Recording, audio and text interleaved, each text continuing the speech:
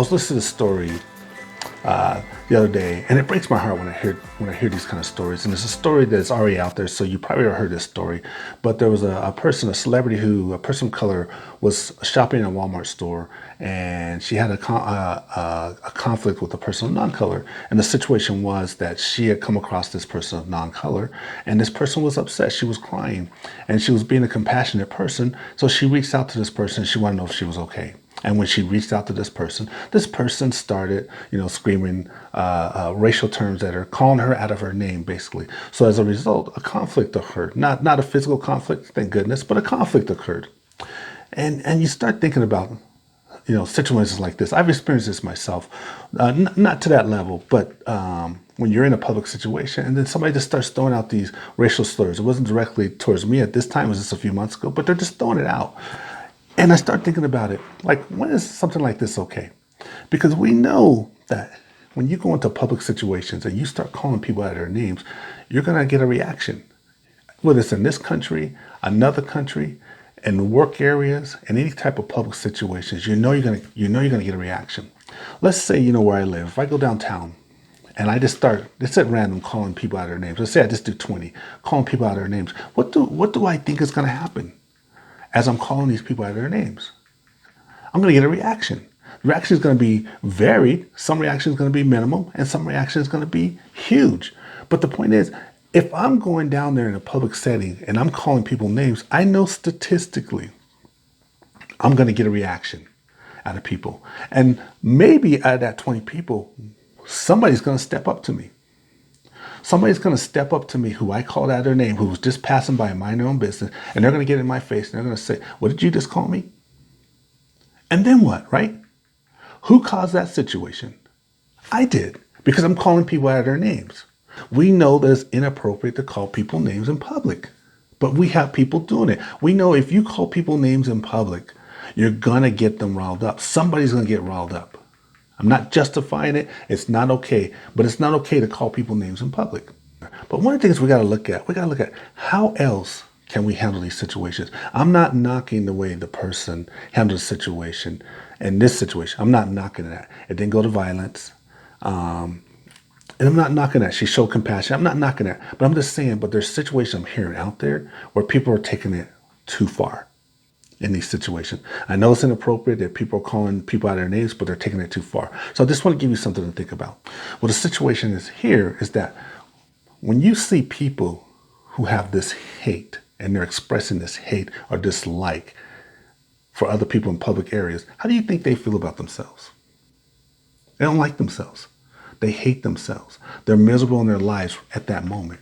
You know this because people will project to the world how they feel about themselves. People that love themselves project to the world the love. People that hate themselves, dislike their lives, they project to the world how they feel. This person, from what I'm reading, this person was in the store. This person, non-color, was in the store suffering. She's crying. Something's going on. Who knows what's going on?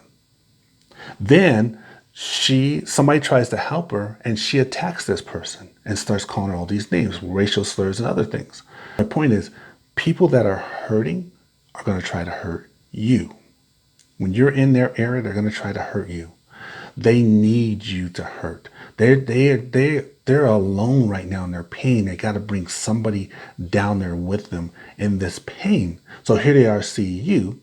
They're going to attack you. They're going to hurt you. They're going to make you feel the same way that they're feeling. It's almost like a drug. So they can feel just a little bit better about themselves in that moment. So they attack you. So when somebody's in this state and they're attacking, what is the best way to protect yourself against somebody like this? Because you can easily get pulled into this. What is the best way to protect yourself in a situation like this? You walk away. You refuse to be involved. Allow this person to suffer alone. Don't suffer with them. It's easy to get brought down to them when they start calling you these names, especially hitting your buttons, whatever your buttons are. But just let them suffer alone. Now, some of you are nodding your head. It's like, nope, can't do that. And so I'm saying to you too, at the minimum, At the minimum, if you're like a verbal person, at the minimum, you can say, you can confront, you can say, I don't appreciate you, whatever you say, but I'm just going to throw this line out there. I don't appreciate you calling me out of my name. I was just trying to help you. I hope you get the help you need and leave. Walk away. Either way, walk away. The reason why I tell you the way I'm telling you this, because I'm empowering you. You're not walking away out of fear. You're not cowardly in a way. You're empowered. You know that words, she picked words to hurt you, and you can easily pick words to hurt her if you want to. I'm not saying you do it, but you could. I'm empowering you. I'm telling you that intellectually, you can see that this person's suffering, and this is what they're trying to do, pull you into the game. And you're not going to be pulled into the game. That's empowering. Before I go, I want to tell you this story. My daughter, a few years ago, when she was really young, she was with her mother, my wife, and they were in this store and they were shopping. And this lady had come by and she had pushed aside my daughter and rudely told her to move. So my daughter went to her mother, my wife, and she said, Mommy, this rude lady just pushed me. And my wife turned to my daughter and she said to her, she says, honey, don't worry about that lady. She didn't mean to hurt you. She doesn't know who you are. She's probably just having a bad day. And that was all my wife said. And my daughter was fine with that. Well, the lady who had pushed my daughter overheard it. She approached my wife and my daughter and she was crying. And she apologized to my wife. And then she apologized. She gave a heartfelt apology to my daughter. And she explained to my daughter, my little daughter, she said to her, I'm so sorry that I pushed you. I didn't mean to hurt your feelings. I am really having a bad day today, and I'm not sure how to cope with it right now. But I'm really sorry. I'm really sorry to you. And she left. So my point is, you don't know what people are going through. You have to try to see a different side of it. Not for them so much, but for yourself, so that you don't go too far.